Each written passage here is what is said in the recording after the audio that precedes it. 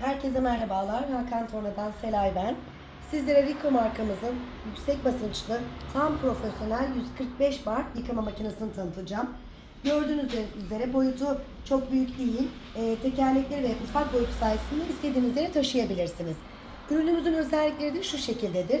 Su bağlantı yerimiz, 5 metre su hortum borusu ve ayrıca yıkamak için deterjan yerimiz ve su fışkırtma haznemiz vardır. Araç yıkamak Rico sayesinde daha keyifli hale gelecek. Bu ve benzeri ürünlerimiz için hakantorna.com.tr'yi ziyaret edebilirsiniz.